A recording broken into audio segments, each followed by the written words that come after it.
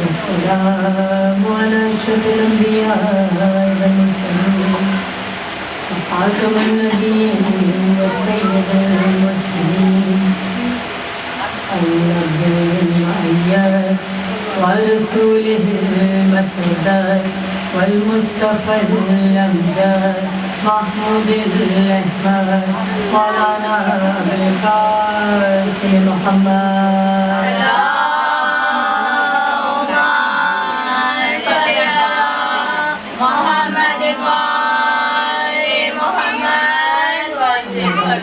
قال الله تبارك وتعالى في محكم الكتاب المبين بسم الله الرحمن الرحيم إنما يريد الله ليذهب عنكم الرجس أهل البيت ويطهركم تطهيرا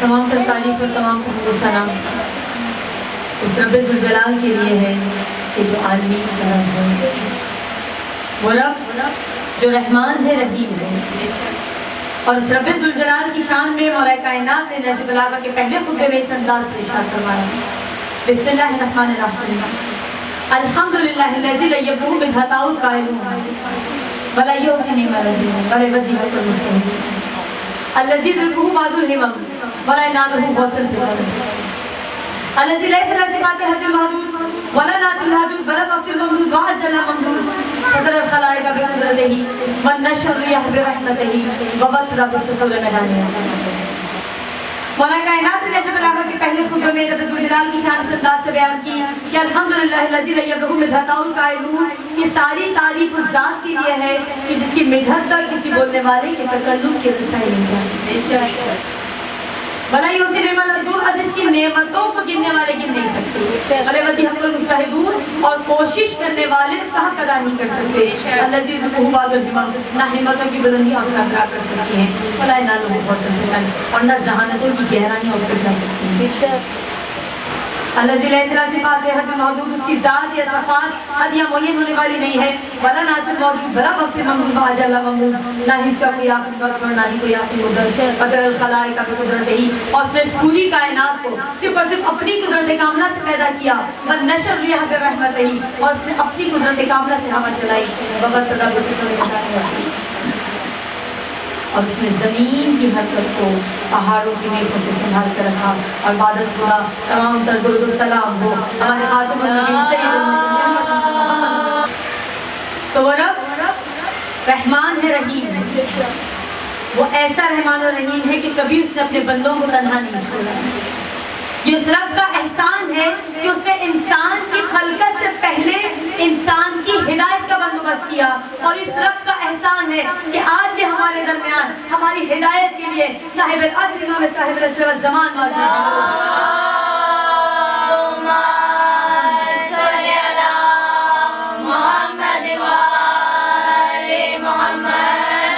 خطبہ مرتبہ ارشاد فرما گئے کہ تمہارے درمیان دو چیزیں چھوڑے جا رہا ہوں، ایک قرآن،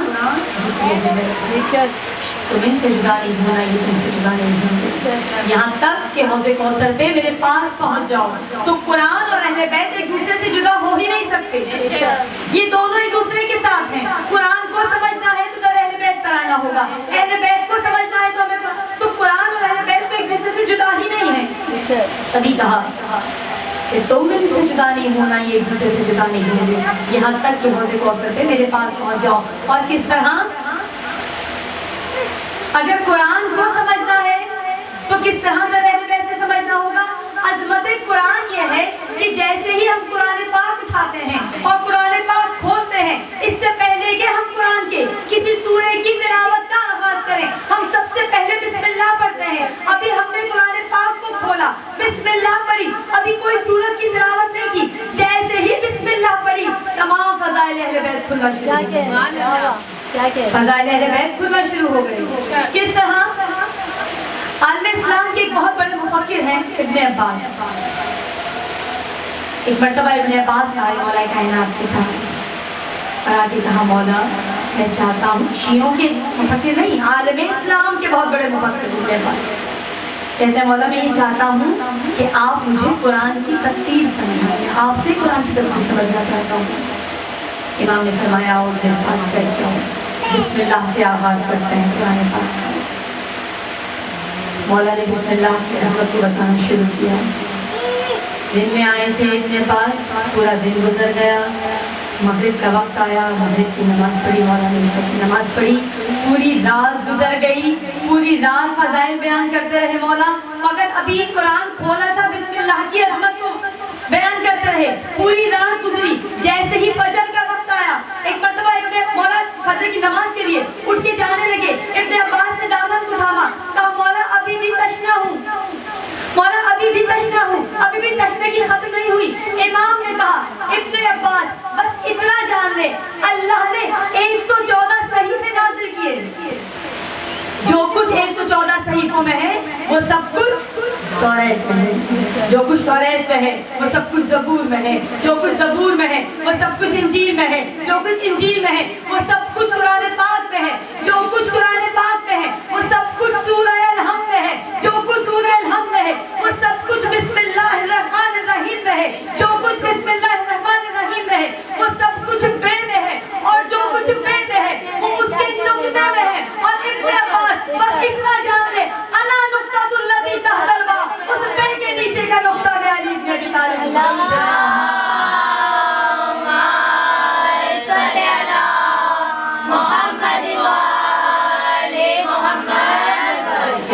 اس بے کے نیچے کا نقطہ بس اتنا جان لے، میں علی ابن ابی طالب ہوں. پروردگار عالم نے قرآن پاک میں ارشاد فرمایا. اگر ہم فقط سورہ رحمان ہی کو دیکھیں تو سورہ رحمان ہی میں 3 آیتیں لفظ میزان پر ختم ہو رہی ہیں. والسماء رفعها ووضع الميزان الا تطغوا في الميزان واقيموا الوزن بالقسط ولا تخسروا الميزان. تینوں آیتیں لفظ میزان پہ ختم ہو رہی ہیں. اور اسی قرآن میں پروردگار عالم ارشاد فرما رہے ہیں وَنَّزَعُ الْمَوَازِينَ الْقِسْطَ لِيَوْمِ الْقِيَامَةِ، ہم قیامت کے دن کئی موازین کام کریں گے. ایک میزان نہیں، کئی موازین. یہاں اللہ نے لفظ موازین کا استعمال کیا ہے. ایک میزان تو سمجھ میں آتا ہے کہ ایک میزان میں ہمارے اعمال تولے جائیں گے. یہ کئی موازین کیا ہیں؟ جب لوگوں کو یہ آیت سمجھ میں نہیں آئی تو لوگ آئے در اہل بیت پر اور چھٹے امام جعفر صادق کے در پر آئے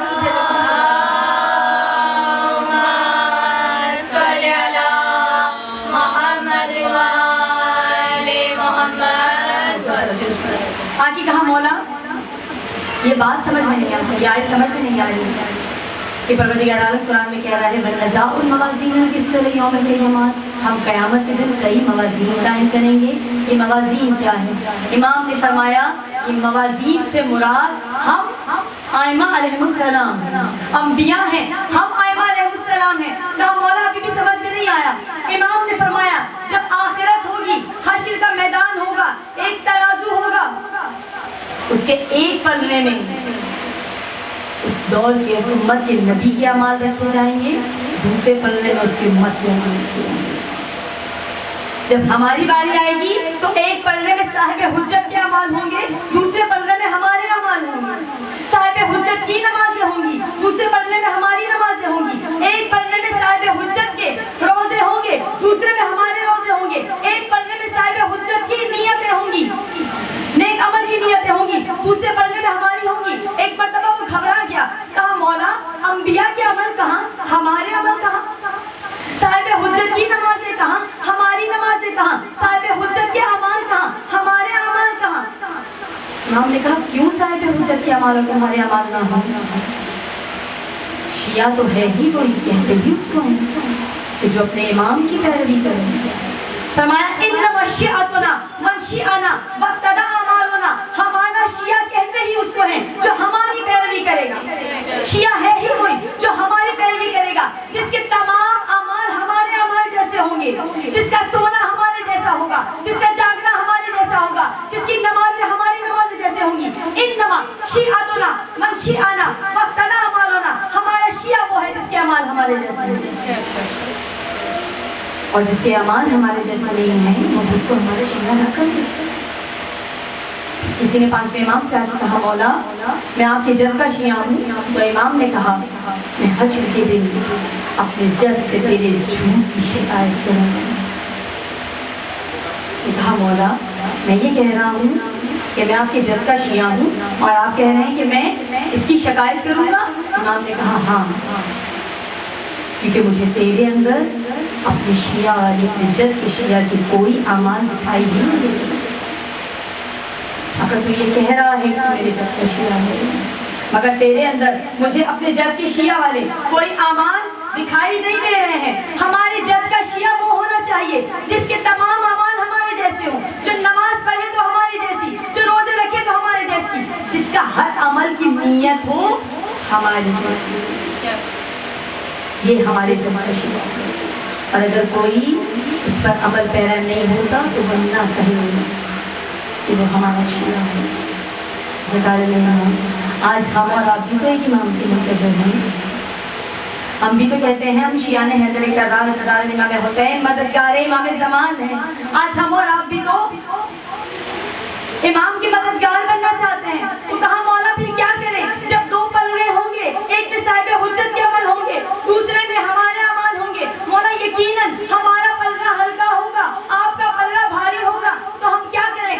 इमाम ने फरमाया, घबराने की जरूरत नहीं है, अपने अमाल को हमारे जैसे करो, हमारी पैरवी करो। और हमारा मोमिन अपनी जिंदगी में जितनी मर्तबा मोहम्मद वाले मोहम्मद पर दरूद पढ़ता है, जब हश्र के दिन उसके अमाल का पलड़ा हल्का होगा तो हम उन दरूदों को लेके परवरदिगार उस दरूद के वजन को उसके पल्ले में डाल देगा, उनका पलड़ा भी भारी हो जाएगा।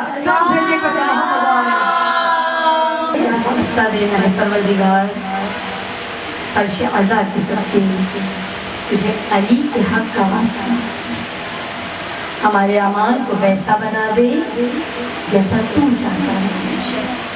हमारे लहा हमारी नीयतों को वैसा बना दे जैसा तू चाहता है, हमारी नमाजों को वैसा बना दे जैसा तू चाहता है, हमारे हर अमल वैसा हो जाए। परवरदिगार से अली के हक का वास्ता दे के दुआ किया करें, क्योंकि जब कोई अली के हक का वास्ता दे के दुआ करता है तो खुदा उसकी दुआ को रद्द नहीं करता। किस तरह अली के हक के वास्ते से खुदा दुआ को रद्द नहीं करता? किताब सवाइकुल मुहर्रिका की एक रवायत आपके सामने पास है। सवाइकुल मुहर्रिका यानी जला देने वाली बिजलियां, किताब का नाम है। और इसी किताब से एक रवायत आपके सामने वाज़ेह करूं। एक मर्तबा मस्जिद नबवी नमाजियों से छलक रही थी, रसूल खुदा तशरीफ फरमा थे। एक मर्तबा एक रसूल खुदा के बहुत ही करीबी सहाबी परेशान हुए, बहुत ही करीबी दोस्त परेशान हुए। आगे कहा, या रसूल अल्लाह मैं बहुत ज़्यादा परेशान हूँ, आप मेरे हक़ में दुआ कर दीजिए। रसूल खुदा ने सारी नमाजियों के सामने हाथों को उठाया और उठा के कहा, परवरदिगार तुझे अली के हक़ का वास्ता इसकी मुश्किल आसान कर दे। बहुत तवज्जो की तरफ ध्यान दो। परवरदिगारा तुझे अली के हक़ का वास्ता इसकी मुश्किल आसान कर दे। अब इसकी मुश्किल आसान है। कुछ दिनों के बाद एक और साहिब को मुश्किल पेश आई। उन्होंने भी आके कहा, या रसूल अल्लाह मैं परेशान हूँ, आप मेरे लिए दुआ कर दीजिए। रसूल खुदा ने हाथों को बुलंद करके कहा, परवरदिगारा तुझे अली के हक़ का वास्ता इसकी मुश्किल आसान कर दे। अब समझ में नहीं आया, मैं परेशान हुआ, रसूल के पास गया, रसूल ने अली के हक़ का वास्ता दिया। वो परेशान हुआ, रसूल खुदा के पास गया, रसूल ने अली के हक़ का वास्ता दिया। अब कोई और परेशान हुआ, फिर रसूल खुदा के पास गए, रसूल खुदा ने फिर कहा, परवरदिगारा तुझे अली के हक़ का वास्ता इसकी मुश्किल आसान कर दे। अब समझ से बात बाहर हो गई, अब बर्दाश्त से बात बाहर हो गई। ये क्या माजरा है? वो परेशान था तो अली के हक़ का वास्ता, तुम परेशान हुए तो अली के हक़ का वास्ता, मैं परेशान हुआ तो अली के हक़ का वास्ता। आखिर ये अली के हक़ का वास्ता कब तक चलेगा? आखिर कब तक चलेगा कि हर बात पर अली के हक़ का वास्ता, हर एक की परेशानी की दुआ में अली के हक़ का वास्ता? ये कब तक चलेगा? तो कहा, आपस में बात हुई, कहा परेशान नहीं हो, कुछ अरसे के बाद अली भी तो परेशान रहेंगे। علی پہ بھی تو کوئی مصیبت آئی ہے, علی تو پریشان ہوں گے. کہا پھر کیا ہوگا؟ کہا پھر ہمارا تمہارا واسطہ. ابھی ہم پریشان ہیں علی کے حق کا واسطہ, جب علی پریشان ہوں گے پھر ہمارا تمہارا واسطہ ہوگا. اتفاق ایسا ہوا, کچھ دنوں کے بعد مولا کائنات پریشان ہوئے. ایک مرتبہ مولا کائنات نے آ کے کہا یا رسول اللہ میں پریشان ہوں, میری مشکل آسان کر دیجئے, میرے لیے دعا کر دیجئے. رسول خدا نے سب کے سامنے ہاتھوں کو بلند کیا اور ہاتھوں کو بلند کر کے کہا پروردگارا تجھے علی کے حق کا واسطہ علی کی مشکل آسان کر دے. تجھے علی کے حق کا واسطہ علی کی مشکل آسان کر دے. ایک مرتبہ سب پریشان ہوئے, یہ کیا ماجرا ہے؟ علی کا ہی واسطہ دے کے دعا کی جاتی ہے. رسول خدا نے فرمایا جب فقط تمہارا نہیں, جب میں بھی پریشان ہوتا ہوں تو علی کے حق کا واسطہ دے کے دعا کرتا ہوں. یہی وجہ ہے, کہتے ہیں نبی کے تذکرے سے ظلمتیں کافور ہوتی ہیں, فضائل نعرہ تکبیر سے پر نور ہوتی ہے, مگر جب گردش دورہ جکڑ لیتی ہے انسان کو, علی کا نام لینے سے بلائے نور ہوتی ہے.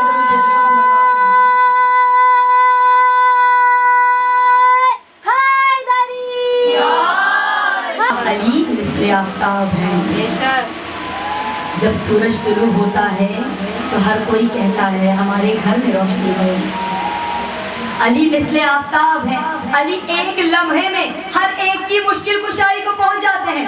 جب کسی نے کہا جب ہر ایک کی, بھلا ایک انسان ایک علی سب کی مشکلوں کو کیسے پہنچ سکتے ہیں؟ ہر کوئی مشکل میں پکار رہا ہے, علی ہر ایک کی مشکل کے لیے کیسے جا سکتے ہیں؟ رسول خدا نے فرمایا علی مثل آفتاب ہے. جب سورج طلوع ہوتا ہے ہر کوئی کہتا ہے روشنی ہمارے گھر میں, دھوپ ہمارے گھر میں بھی تھی. علی کی مانند مثل آفتاب کی طرح ہر کوئی, تمام کائنات کے تمام عالم میں جب بھی کوئی کہیں بھی علی کو مشکل کے لیے پکارتا ہے, علی اس کی مشکل کشائی کو پہنچتے ہیں. اور یہی وجہ ہے کہ ہر مقام پر رسول خدا نے علی کی عظمت کو بیان کیا, مگر لوگوں نے یقین نہ کیا. بالآخر ایک مقام ایسا آیا کہ تمام مجمع کو جمع کر دیا, ایک کے پاس بہت بول دیا. اب 1.25 لاکھ کے مجمع کو جمع کیا, 1.25 لاکھ کے مجمع کے سامنے علی کے ہاتھ کو بلند کر کے کہا اب مان جاؤ علی کی عظمت کیا ہے, علی ہے کیا. کہتے ہیں علی کو کعبے میں کام ہو گیا. ایک مقام ایسا آیا تھا, مولا کائنات رسول خدا نے علی کو کعبے میں بھی بلند کر کے کہا تھا. دعوت زبشیرہ میں بھی علی کی عظمت کو بیان کیا تھا. ہر مقام پہ رسول خدا علی کی عظمت کو بیان کرتے چلے گئے, مگر کسی نے یقین نہ کیا.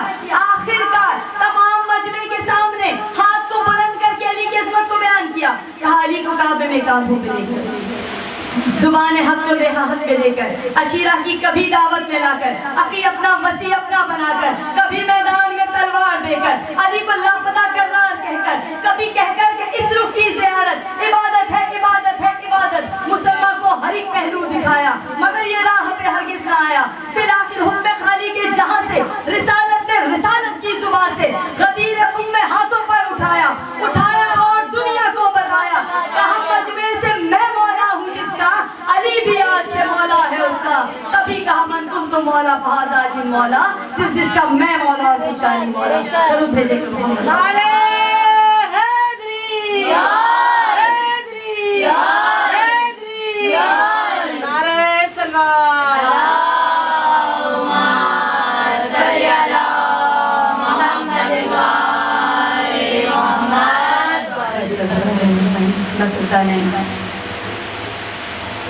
آپ کے تمام وہ علی جس کی شان میں ہر پل اللہ کے رسول عظمت بیان کی, اس علی کے اولاد کے ساتھ ان پر ملتن کی.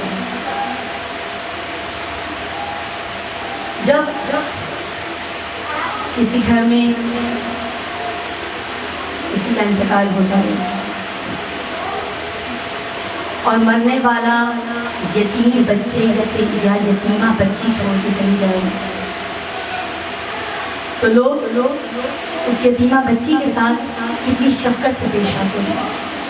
اگر مرحوم چھوٹی یتیمہ چھوڑ کے چلا جائے, چھوٹا بچہ یتیم چھوڑ کے چلا جائے, تو وہ عزیز و اقارب جو سن میں آتے ہیں, جو دسویں میں آتے ہیں, عاشق دسواں ہے نا, جو 10ویں میں آتے ہیں, جو 20ویں میں آتے ہیں, وہ بار بار ان بچوں کو گود میں اٹھاتے ہیں، بار بار پیار سے دیکھتے ہیں، شفقت بھری نگاہ سے دیکھتے ہیں، کبھی سر پہ محبت بھرا ہاتھ رکھتے ہیں۔ اور اگر کبھی اتفاق سے وہ بچہ کسی بات پر رو پڑے یا اپنے بابا کو یاد کر کے رو پڑے تو تمام خاندان والے بھاگ کے گود میں اٹھا لیتے ہیں اس بچی کو، کہ نہیں باپ کو یاد نہ کرے، بچی کو اس کا دل بہلا دے۔ کبھی دیکھا ہے آپ نے کہ کوئی سوئم کی مجلس میں آئے، 10ویں کی مجلس میں آئے یا 20ویں کے ختم پر آئے کسی کے، اور اس مرنے والے کی یتیمہ اگر باپ کو یاد کر کے روئے تو اسے تمانچے مارے، خاموش ہو جاؤ، باپ کو یاد نہ کرو؟ کوئی ایسا نہیں کرتا۔ مگر جانتے ہیں حسین کی یتیمہ کے ساتھ حسین کے بعد کیا ہوا؟ 11 محرم جب طلوع ہوا تو ایک ملعون رسی لے کر آیا، بی بی زینب کی نگاہ پڑی، کیا چاہتے ہو؟ کہنے لگا سب کے ہاتھوں کو پسے پشت باندھنا ہے۔ بی بی نے کہا تو نامحرم ہے، پیچھے ہٹ جا، یہ رسی مجھے دے دے، میں باندھ دیتا ہوں۔ بی بی آگے بڑھتی چلی گئی، ایک ایک بی بی کا ہاتھ پسے پشت باندھتی چلی گئی۔ ایک وقت ایسا آیا کہ رسی کم ہو گئی، بی بی نے کہا ملعون کچھ رسی اور دے دے، ابھی کچھ بچے باقی ہیں۔ وہ کہنے لگا حسین کی یتیمہ کے لیے خاص اہتمام ہے۔ کیا اہتمام ہے؟ کہا حسین کی یتیمہ کے ہاتھ بھی بنیں گے اور گلا بھی بنے گا۔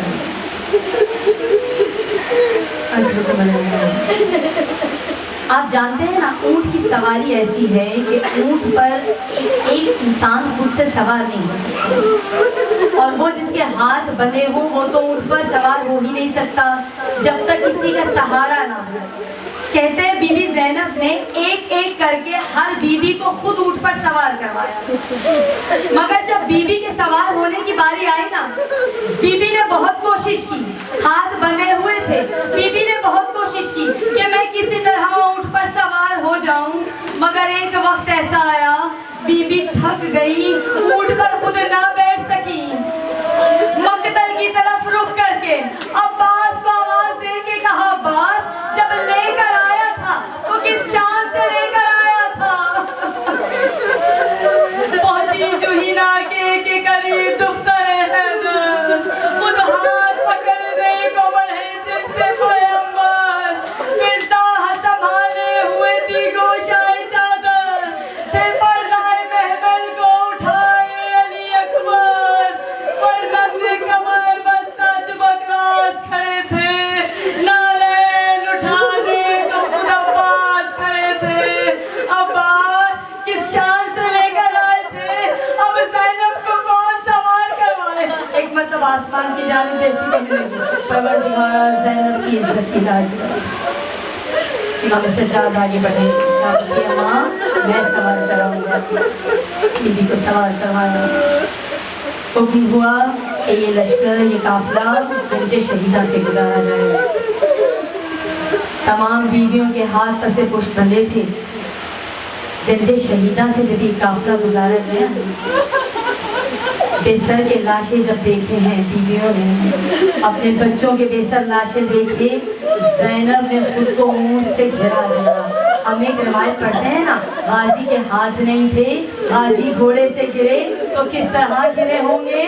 سر لگا ہوگا یا چہرہ لگا ہوگا؟ میں ہاتھ جوڑ کے کہوں بی بی ذرا کربلا میں آ کے دیکھیں، جب زینب نے خود کو اونٹ سے گھرایا تھا، ہاتھ پسے پشت بندھے تھے۔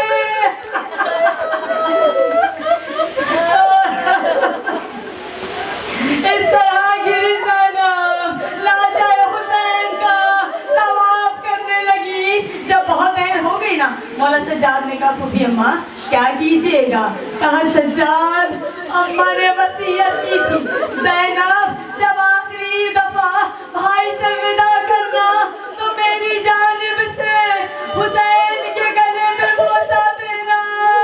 میں حسین کے گلے پہ بوسہ دینا چاہتی ہوں، مگر سجاد میرے بھائی کا جسم زخموں سے اتنا چور ہے، مجھے سمجھ میں نہیں آتا میں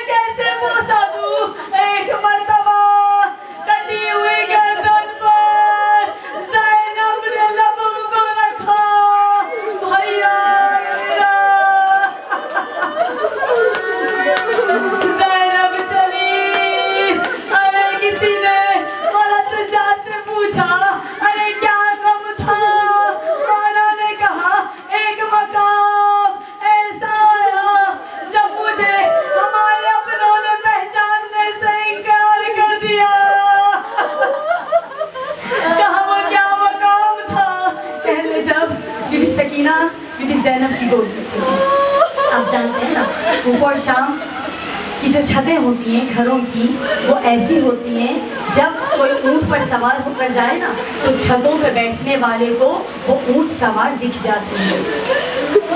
कहते हैं बीबियाँ ऊँटों पे सवार थी, जब कूफे में दाखिल हुई ना, कूफे के बाजार से जाने लगी, एक मर्तबा सकीना ने आहिस्ता से कहा, फूफी अम्मा मुझे प्यास लग रही है। बीबी ज़ैनब ने कहा, सकीना यहाँ कौन पानी पिलाएगा? इतने में एक मोमिना छत पर बैठी बीबी सकीना की आवाज को सुना, दौड़ के गई, एक कूजे में पानी लेकर आई, कहा बीबी तेरी बच्ची को मैं पानी पिलाऊंगी। बीबी ने कूजा हाथ में लिया, एक मर्तबा वो मोमिना कहती, बीबी पानी पी ले, फिर अपनी यतीमा से कहना, कहती बीबी अपनी बच्ची से कहना पानी पीने के बाद मेरी कुछ दुआएं हैं, वो दुआएं करना। बीबी ने कहा, हमसे क्यों दुआ कराना चाहती है? कहा बीबी मेरे मौला ने कहा था खुदा कैदियों की दुआ को रद्द नहीं करता। बीबी ने कूदा रखा, कहा पहले तू दुआ करा, पहले दुआ बता। जैसे ही दुआ का सुना ना, बीबी सकीना ने आसमान की जानिब देखा, अब जो उस मोमिना ने बच्ची के कानों से बहते हुए खून को देखा, तमाचों के निशान देखे, अपनी दुआ को भूल गई।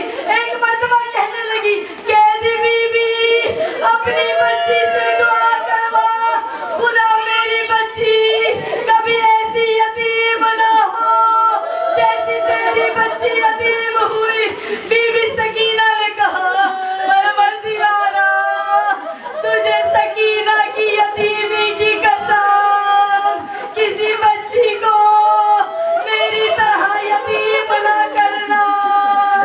दूसरी दुआ कही उस मोमिना ने, अब जब दूसरी दुआ कही ना सारे काफले वाले रो पड़े। इस मोमिना ने कहा, बीबी दुआ कर, बहुत मुद्दतें गुजर गई, मैं अपने मदीने नहीं गई, गुर्बत में वतन का नाम सुना, हर बीबी को घर याद आने लगा, घर की रौनकें याद आने लगी, हर बीबी रोने लगी। बीबी ज़ैनब ने कहा, क्यों मोमिना मदीने क्यों जाना चाहती है? उसने कहा, बीबी कैदी बीबी मेरे मदीने में मेरा आका हुसैन है, मेरे मदीने में मेरा आका अब्बास है, अली अकबर है, मेरी मुर्शिद ज़ादी है।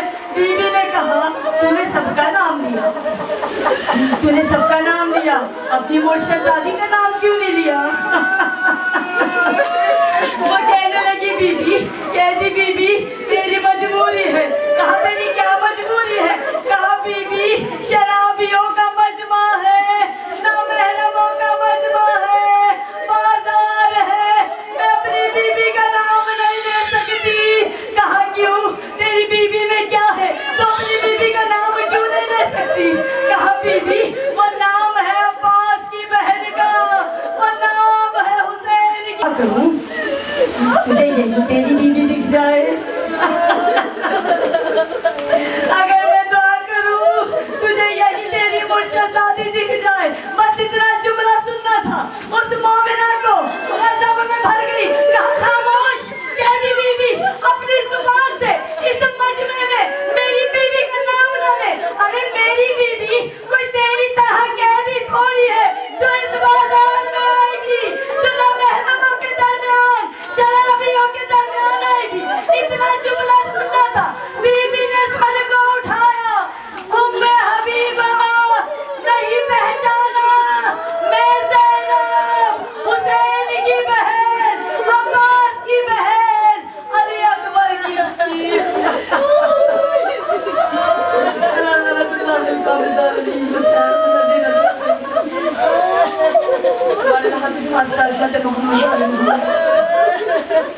हमारी से इबादत हमारे रहाई बैठी आँखों का वास्ता, ये बीबियाँ बड़े रो तेरे गम में रो रही है, तेरे हुसैन के गम में रो रही है। मौला ये बीबियाँ जो फशादा पर बैठी हैं, इनके दिलों में जितनी हाजतें हैं हमें पूरा ہمارے لہٰ جو بیمار ہے تجھے واسطہ ہمارے کربلا سینے سجاد مہاری کا ان سب کو شفا کامل صحت ملے. ہمارے لہٰ وہ بیمار جو ہسپتالوں میں پڑے ہیں, بستر مرگ پہ پڑے ہیں, جو تیری فرش عذاب پہ, تیرے حسین کی فرش عذاب پر نہیں آ سکتے, ہمارے لہٰ تجھے بیمارے کربلا کا واسطہ ان سب کو شفا کامل صحت ملے. ہمارے لہٰ جو بچیاں اچھے گھر کی منتظر ہیں, اچھے گھر عطا کر. بانی مجلس نے جس بھی نیت سے اس فرش عذاب کو بچھایا, بانی مجلس کی اس عبادت کو اپنی بارگاہ میں قبول و مقبول فرما. ہمارے لہٰ بانی مجلس کی تمام حاجات کو پورا کر. ہمارے لہٰ بانی مجلس کی توفیقات میں اضافہ فرما. ہمارے لہٰ بانی مجلس کے مرحومین کے درجات کو بلند کر, اور یہاں جتنی مومنات بیٹھی ہیں ان سب کے مرحومین کے درجات, اور تمام شیعان حضرت امام حسین کے جتنے مرحومین ہیں ان سب کے درجات کو بلند فرما. ہمارے لہٰ جن گھروں میں فرش عزائیں بچھائی گئیں ان گھروں میں اپنی خاص رحمت نازل فرما. ہمارے لہٰ ہماری سب سے عظیم دعا ہمارے امام کے ظہور میں تاجیل فرما, اور جب زمانے کا امام آ کے سنا دے تو لبیک کہنے مانو ہم سب آگے آگے. ربنا تقبل منا انک انت السمیع العلیم. ماتم حسین.